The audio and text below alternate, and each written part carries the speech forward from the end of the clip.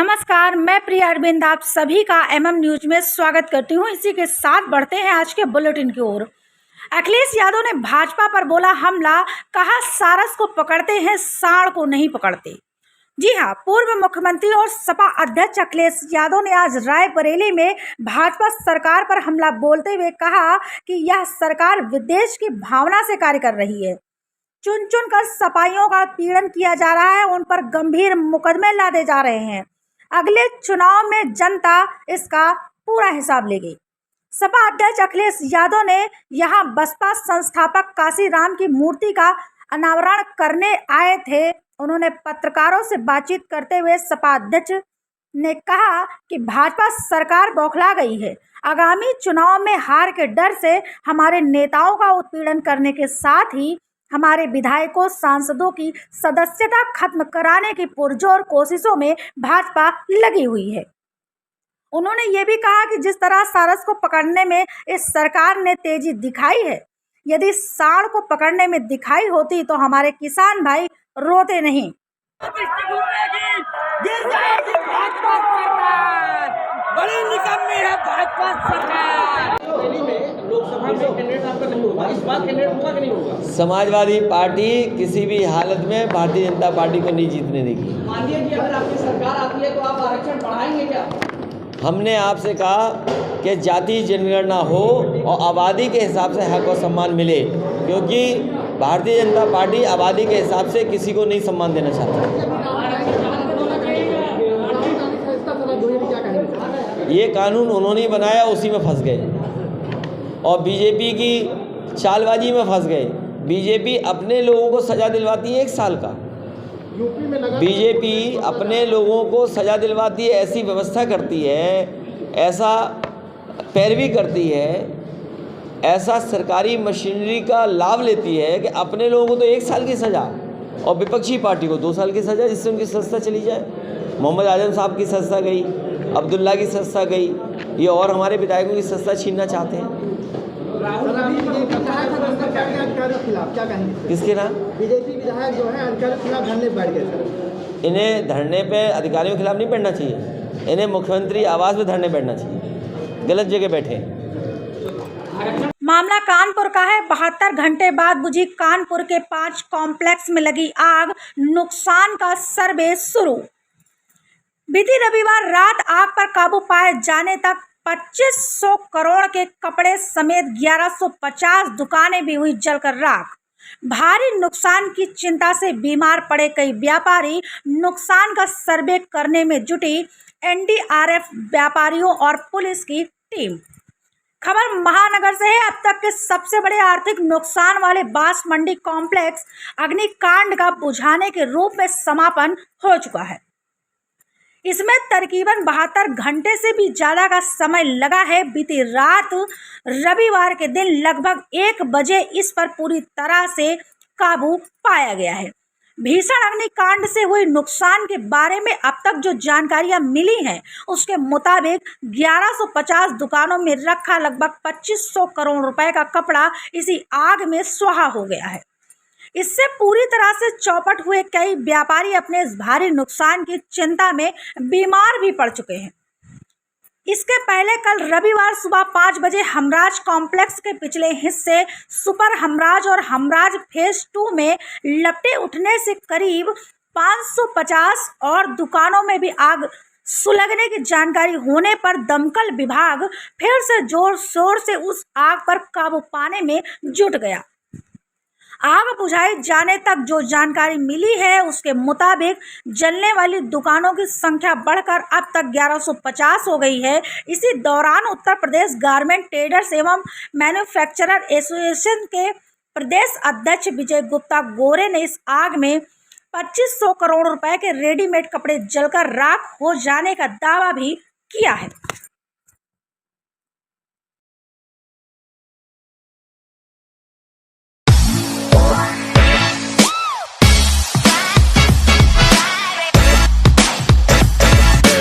चर्चा का विषय बना 13वें संस्कार बंदर की शांति भोज में उमड़ा जन सैलाब।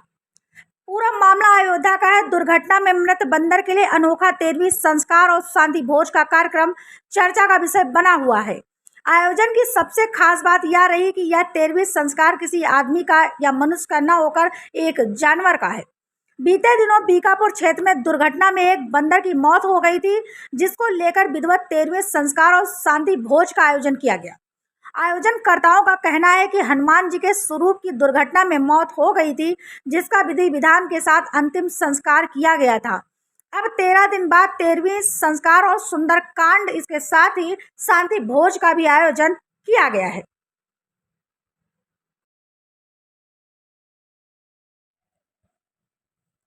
मुख्यमंत्री योगी पर अभद्र टिप्पणी करने पर समाजवादी पार्टी के नेता राजीव राय पर एफआईआर दर्ज। यूपी के मऊ में समाजवादी पार्टी के राष्ट्रीय सचिव प्रवक्ता राजीव राय के खिलाफ एफआईआर दर्ज की गई है। बीजेपी ने यह केस दर्ज करवाया है।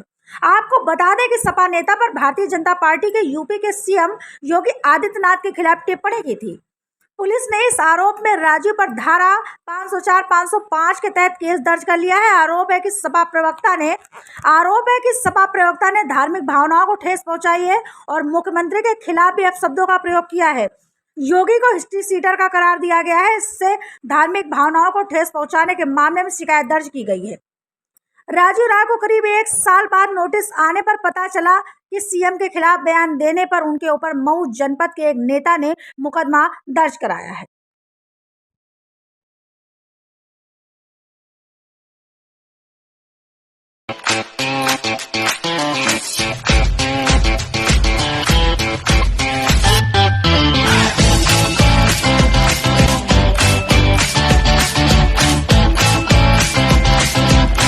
नैनी जेल में मिले चाकू को लेकर बोले डिप्टी सीएम ब्रजेश पाठक, सपा सरकार ने जेलों को बनाया था चारागाह।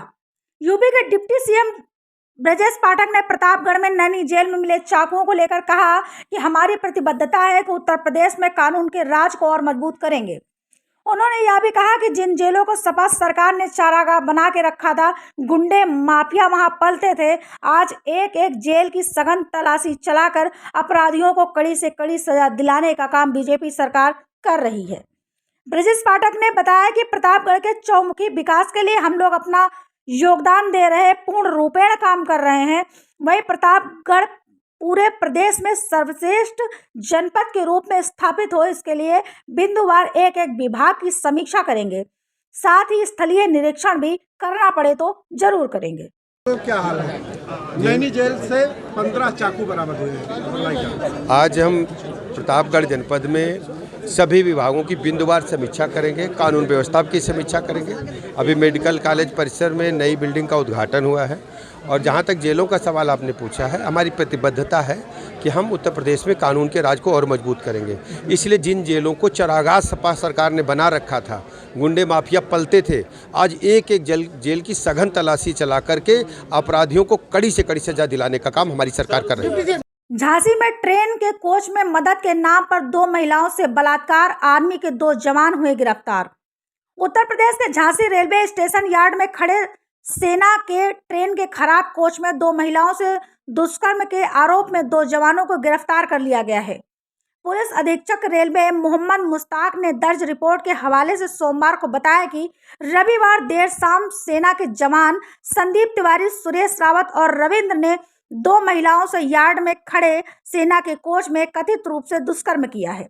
मुश्ताक ने बताया कि तीनों आरोपी फौजियों के खिलाफ बलात्कार और साजिश के आरोप में मुकदमा दर्ज कर उनमें से संदीप और सुरेश को गिरफ्तार कर लिया गया है, जबकि उनके फरार साथी रविंद्र की तलाश जारी है।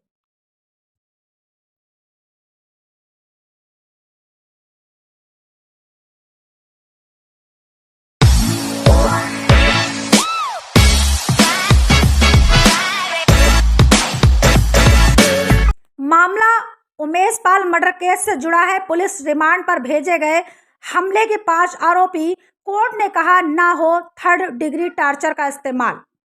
उत्तर प्रदेश के बहुचर्चित उमेश पाल हत्याकांड मामले की जांच में पुलिस पूरी तत्परता से जुटी हुई है। सोमवार को मामले की सुनवाई करते हुए सीजीएम कोर्ट ने पुलिस द्वारा दी गई रिमांड अर्जी स्वीकार कर ली है। इसके बाद गिरफ्तार किए गए 5 आरोपियों को पुलिस पूछताछ के लिए रिमांड पर ले जाएगी। कोर्ट ने सभी आरोपियों को 1 दिन की रिमांड पर भेजा है। साथ ही 3rd डिग्री टार्चर न इस्तेमाल करने के भी दिशा निर्देश दिए हैं। आरोपियों में नियाज अहमद, मोहम्मद सजर, कैस अहमद, राकेश कुमार और अरशद कटरा और अरशद खान भी शामिल है।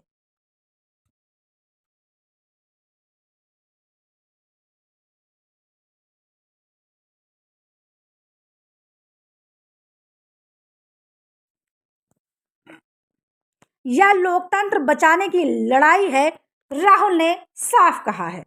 खबर नई दिल्ली से है। कांग्रेस पूर्व अध्यक्ष राहुल गांधी ने मानहानि के मामले में दोषी सिद्धि के खिलाफ अपील दायर करने के बाद सोमवार को कहा कि वह मित्रकाल के खिलाफ और लोकतंत्र को बचाने के लिए लड़ाई लड़ रहे हैं, जिसमें सत्य ही उनका अस्त्र है। उन्होंने ट्वीट किया कि ये मित्रकाल के विरुद्ध लोकतंत्र को बचाने की लड़ाई है। इस संघर्ष में सत्य मेरा अस्त्र है और सत्य ही मेरा आसरा है।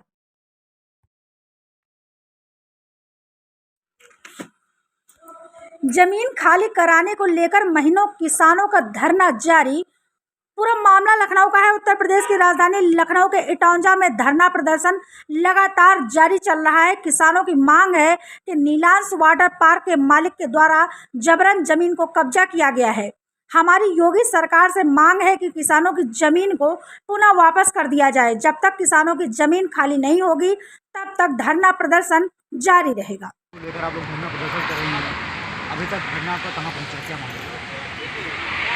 ये धरना हमारा अभी किया है और हम लोग धरने को तीव्र गति से चला रहे हैं। बहन सावित्री जी इस समय थोड़ा सा किसी काम में व्यस्त हैं, बाकी हमारे नेतागण यहाँ आ रहे हैं और हमारे धरना को तीव्र गति से मतलब कि चलाने का चल रहा है और किसान हमारे यहाँ एकत्रित है और ये धरना मतलब कि दिन पर दिन उग्र रूप धारण करती जाएगी। जब तक हमारे किसानों का हक नहीं मिल जाता है तब तक हमारा धरना अनवरत चलता रहेगा।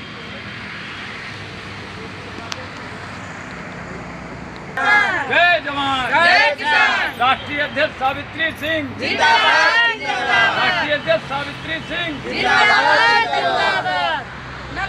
नगर अध्यक्ष विनीता सिंह जिंदाबाद जिंदाबाद। नगर अध्यक्ष विनीता सिंह जिंदाबाद जिंदाबाद। जय जवान जय किसान। जय जवान जय किसान।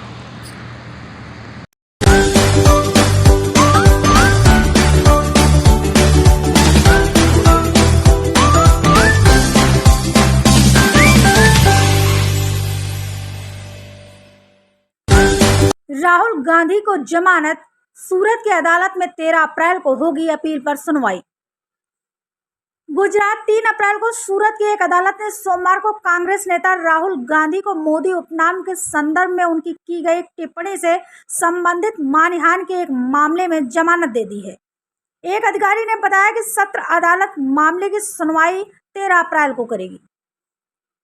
कांग्रेस नेता राहुल दोपहर में बहन प्रियंका गांधी वाड्रा के साथ एक उड़ान से सूरत पहुंचे और निचली अदालत के फैसले के खिलाफ अपील दायर करने को लेकर सत्र अदालत के लिए रवाना हुए। राहुल को पिछले महीने यहां की निचली अदालत ने दोषी ठहराया था और 2 साल के लिए जेल की सजा भी सुनाई थी।